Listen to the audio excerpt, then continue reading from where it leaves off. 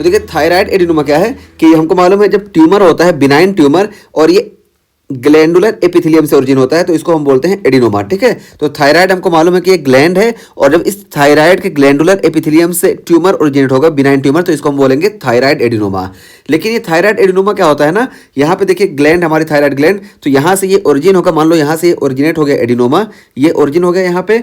अब ये मोस्टली क्या होता है कि ये सिर्फ ऐसे रहता है, ठीक है, ये नॉन इन्वेसिव होता है, यहाँ पे हमको कोई इन्वेजन वगैरह नहीं देखने को मिलेगा और ना ही ये T3 या T4 यानी थायराइड ग्लैंड यानी थायराइड हार्मोन का प्रोडक्शन भी नहीं करेगा। तो नॉर्मली ये कोल्ड रहता है, ठीक है, जब किसी का प्रोडक्शन नहीं करता है, सिर्फ यहाँ पे एडिनोमा देखने को मिले तो इसको हम बोलते हैं कोल्ड। ठीक है, तो ये कोल्ड कंडीशन होती है। और देखिए यहाँ पे बताया गया कि बिनाइन सोलिटेटरी ग्रोथ ऑफ थायराइड, तो थायराइड की हमको बिनाइन सोलिटेटरी ग्रोथ देखने को मिलेगी और मोस्ट और नॉन फंक्शनल। ठीक है, तो मोस्टली जो ये ग्रोथ हुई है एडिनोमा जो हुआ है ये मोस्टली नॉन फंक्शनल होगा, यानी ये थायराइड यानी T3 और T4 का प्रोडक्शन नहीं करेगा, तो इसको हम बोलते हैं कोल्ड। ठीक है, यानी प्रोडक्शन नहीं कर रहा है on radio active iodine scan. तो इसको हम कोल्ड क्यों बोलते हैं, क्योंकि जब इसका हम रेडियो एक्टिव आयोडीन स्कैन करेंगे ना तो देखिए रेडियो एक्टिव आयोडीन स्कैन पे अगर ये आयोडीन का ज़्यादा इंटेक नहीं कर रहा है तो ये हमको बिल्कुल नॉर्मल इस तरह दिखाई देगा, ये यहाँ पे ये वाली कंडीशन नहीं दिखाई देगी, तो इसी को हम बोलते हैं कोल्ड। ठीक है, क्योंकि यहाँ पे T3 और T4 यानी थायराइड का प्रोडक्शन नहीं हो रहा है, इस वजह से नॉर्मल दिखाई देगा, यानी ये टॉक्सिक नहीं होगा।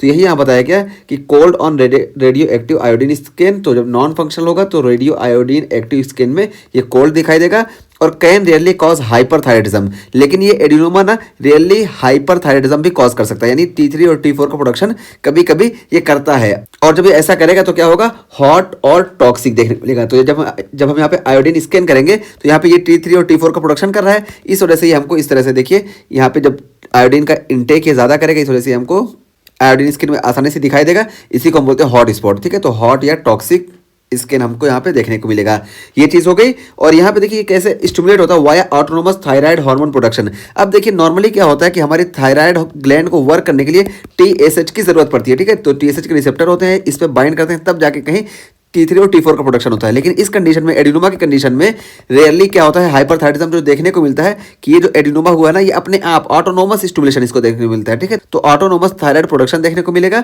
इस वजह से यहाँ पे हमको हाइपरथायराइडिज्म देखने को मिलेगा। यही यहाँ बताया गया कि कैन रेयरली कॉज हाइपरथायराइडिज्म, तो रेयरली ये हाइपरथायराइडिज्म कॉज करता है और यहाँ पे ऑटोनोमस थायराइड हार्मोन प्रोडक्शन देखने को मिलता है। TSH का यहाँ पे कोई रोल नहीं होता। ठीक है, ऑटोनोमस थायराइड प्रोडक्शन होता है और ये हॉट और टॉक्सिक होगा। ठीक है, तो हॉट यानी जब इसको हम रेडियो एक्टिव इसमें करेंगे तो यहाँ पे हमको दिखाई देगा कि ये हॉट स्पॉट इसका है, तो हॉट या टॉक्सिक होगा ये। और देखिए most common histology is follicular, और हिस्टोलॉजी की हम बात करें तो यहाँ पे देखिए हमको फॉलिकुलर ये इस टाइप का देखने को मिलेगा, लेकिन यहाँ पे इन्वेजन वगैरह नहीं देखने को मिलेगा। यही बताया गया most common histology is follicular, तो मोस्ट कॉमन हिस्टोलॉजी जो होगी इसकी फॉलिकुलर होगी क्योंकि ये थायराइड फॉलिकल से ओरिजिनेट होते हैं।